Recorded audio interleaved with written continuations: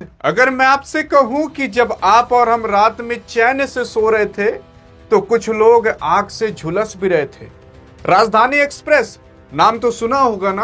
अरे राजधानी एक्सप्रेस ऐसी ट्रेन कही जाती है जिस ट्रेन से लगभग लोग एक न एक बार तो अपनी यात्रा तय किए ही होंगे। और आज उसी राजधानी एक्सप्रेस की बोगियों में इतनी भीषण आग लग जाती है भाई साहब कि तुरंत ट्रेन को रुकवाना पड़ता है, बोगी हटवानी पड़ती है, वो भी एक बोगी के अंदर नहीं बल्कि कईयों बोगियों के अंदर। आज आपको पता चलेगा कि आखिरकार ये आग कैसे लगी। आज आपको पता चलेगा कहां पर लगी, क्यों लगी और इसके पीछे क्या प्रशासन का दोष है कि किसी और का, या किसी ने जानबूझकर जाकर के आग लगाकर चला आया। यार अगर आप देखने की कोशिश करोगे तो इस ट्रेन का पूरा नाम है त्रिवेंद्रम हजरत निजामुद्दीन राजधानी एक्सप्रेस।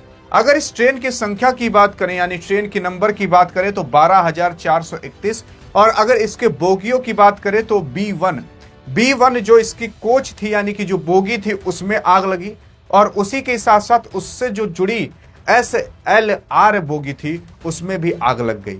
मतलब एक बोगी के अंदर नहीं बल्कि दो बोगियों के अंदर आग लगी और आग इतनी भीषण थी कि भाई साहब अगर कोई होता भी ना तो आग बुझाने के बाद पता नहीं चलता कि यहां पर कोई जला है, क्योंकि हड्डी तक उसकी नहीं बचती। लेकिन सवाल उठता है कैसे। लेकिन उससे पहले मैंने आपको ये सारी जानकारियां डियर गुरु व्हाट्सएप चैनल पर दे दी थी। अरे वो डियर गुरु व्हाट्सएप चैनल जिस नाम से ये यूट्यूब चैनल है उसी नाम से हमने आपके लिए व्हाट्सएप चैनल भी बना दिया है।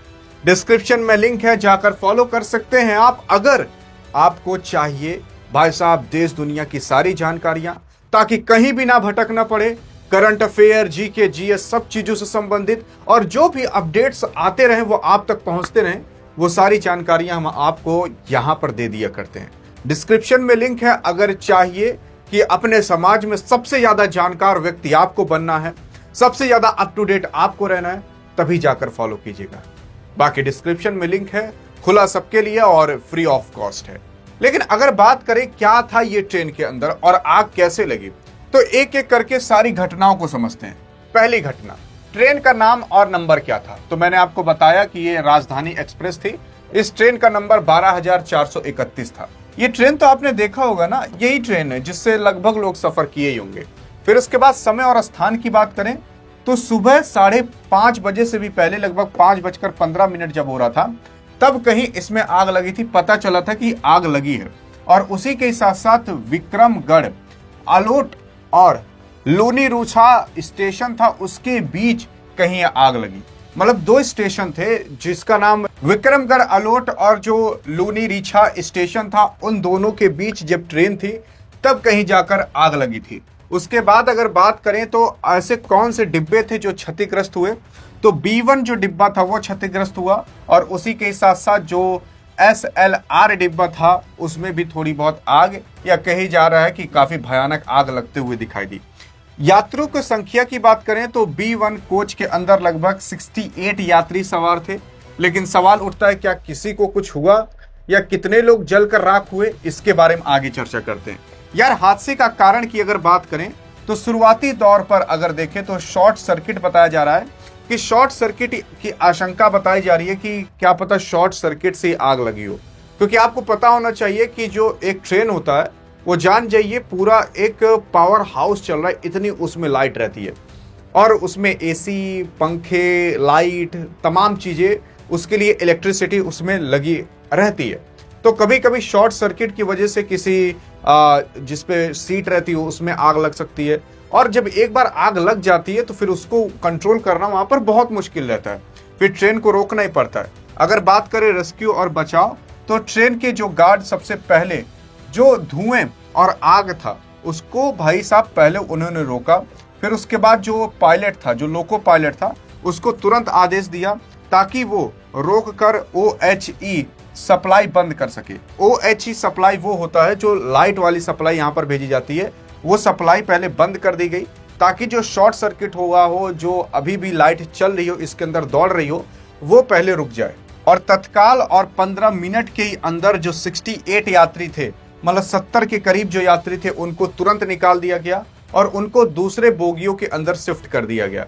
मतलब जब ये आग लग रही थी तो तुरंत ही पता लगा लिया गया यानी कि उस ट्रेन का जो प्रशासन था, उस ट्रेन के अंदर जो लोग थे, जो गार्ड थे, भाई साहब उन्होंने सबकी जान बचा ली। एक आदमी भी ऐसा नहीं था जो क्षतिग्रस्त हुआ हो। हाँ, थोड़ी बहुत भगदड़ में चोट भले लगी हो, लेकिन मरा कोई नहीं। अभी तक तो यही खबर आ रही है कि मरा कोई नहीं। बाद में अभी जांच पड़ताल होगी तो देखा जाएगा कि कोई मरा है कि नहीं। यात्रियों, जब ये आगे का सफर कैसे पूरा हुआ तो इनको दूसरे बोगियों में शिफ्ट किया गया और तब उसके बाद इनका आगे का सफर पूरा हुआ। और फिर उसके बाद अगर ट्रेन की सेवाओं की बात करें तो आग और राहत बचाव कार्य के कारण दिल्ली और जो मुंबई का रूट है, रेल यात्रा लगभग 2 घंटे के लिए बंद कर दी गई थी, या कह सकते हो कि रोक दी गई थी। फिर उसके बाद आगे क्या हुआ, काफी लोग कह रहे हैं कि कुछ लोगों को चोट लगी है। हाँ, तो चोट थोड़ी बहुत लग सकती है, वरना क्या पता ना भी लगी हो, भगदड़ के तौर पर लग सकती है। और अगर इतनी भयानक आग लगी है तो थोड़ी बहुत तो चोट लगेगी ही लगेगी। अगर घायल और हताहत की बात करें तो सबसे राहत की बात यह है कि इस हादसे में अभी तक किसी भी यात्री या रेलवे कर्मचारी को चोट नहीं आई है या किसी की जान नहीं गई है। और उसी के साथ साथ जब ये हुआ तो उसके बाद काफी सारे लोग ट्विटर पर, जैसे अनिल गिरी साहब, यहाँ पर पोस्ट कर दिए और इन्होंने बताया कि मध्य प्रदेश के अंदर ये घटना हुई थी।